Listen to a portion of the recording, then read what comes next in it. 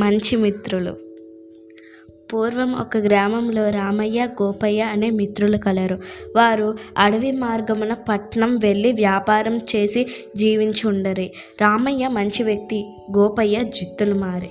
ఎవరినైనా సరే మోసం చేసి ధనం సంపాదించాలనే నైజం కలవాడు. రామయ్య ఒక్కడే బయలుదేరి అడవి మార్గమున వెళ్ళించాడు. గోపయ్యకి బంధువులు రావటం వలన రాలేదు.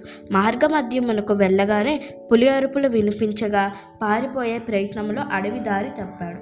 అర్ధరాత్రి దాటింది. అడవిలో ఒక రావి చెట్టు కింద విశ్రమించాడు. ఆ చెట్టుపైన దయ్యం అతన్ని చూసింది. అప్పుడే వచ్చింది అది. ఎవరు నువ్వు అని అడిగింది. రామయ్యకి భయం వేసింది. ఎవరు మాట్లాడుతున్నారో తెలియదు. ఆంజనేయ స్వామిని ప్రార్థించాడు. మరలా ఎవరు నువ్వు, ఎందుకొచ్చావు అని శూన్యంలో నుంచి మాటలు వినిపించాయి. భీతి చెందిన రామయ్య తన వివరాలు చెప్పాడు. తన కష్టసుఖాలు ఏ కరువు పెట్టాడు. దయ్యానికి అతని మాటల మీద నమ్మకం కుదిరింది. నీకు కొంత ధనం ఇస్తాను, ఇంటి వద్దే ఉండి వ్యాపారం మానేస్తావా అంది. కాదంటే ఏం చేస్తుందనే భయంతో సరేనన్నాడు. చాలా ధనం ఇచ్చి ఎప్పుడూ అడవిలోకి రావద్దని, వస్తే చంపేస్తానని అంది. చెట్టు మొదట అనేక మణిమాణిక్యాలు, ధనరాశులు ఇచ్చింది. ఊరు పొలిమేర వరకు సాగనంపింది. రామయ్య ఇంటికి వచ్చి ఆనందముగా ఉండసాగాడు. గోపయ్య రామయ్యని పిలిచిన వ్యాపారానికి రానన్నాడు. గోపయ్య ఒక్కడే వెళ్ళి వస్తున్నాడు. విషయము చెప్పమని వేధించగా విషయము వినిన గోపయ్య ఉదయమే బయలుదేరి సాయంత్రానికి ఆ రావి చెట్టు వద్ద వెళ్ళాడు. అర్ధరాత్రి వరకు ఎదురు చూశాడు. దయ్యం రానే వచ్చింది.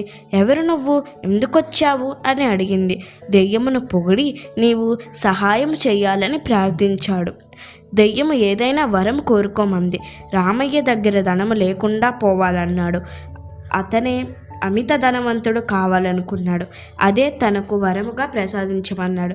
దెయ్యానికి అతడి దుర్బుద్ధి తెలిసింది. వీడికి తగిన శిక్ష విధించాలనుకుంది దెయ్యం. అలాగైతే నువ్వు అంధుడుగా ఉండాలన్నది, వేరే మార్గములు లేదంది. చంపలేసుకోమని క్షమించమన్నాడు. నీకు ధనం ఇస్తాను రా, నీ కళ్ళు పీకేస్తాను, దగ్గరికి రా అంటూ సమీపముకు వచ్చింది. ఆ రాత్రి సమయంలో పరుగు ప్రారంభించాడు. దయ్యం వెంబడిస్తూనే ఉంది. తెల్లవారుతుండగా తిరిగి అలసిపోయాడు. నీరసము వచ్చింది. ధనము లేకపోతే పోయింది. అక్కడ కళ్ళు పోతాయేమోనని భయం వేసింది. ఇంటి దారి పట్టాడు. జరిగిన విషయం రామయ్యకి చెప్పి క్షమించమన్నాడు. రామయ్య మిత్రునితో ఇక్కడే వ్యవసాయం చేసుకుందాము. ఎవరికైనా కీడు తలపడితే మనకే అపకారం జరుగుతుంది.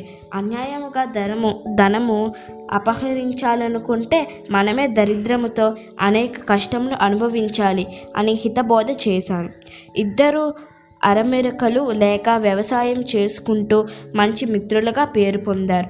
కొంతకాలమునకు వారికి తగిన కన్యలకు వివాహం చేసుకొని సుఖ సంతోషాలతో పొందారు.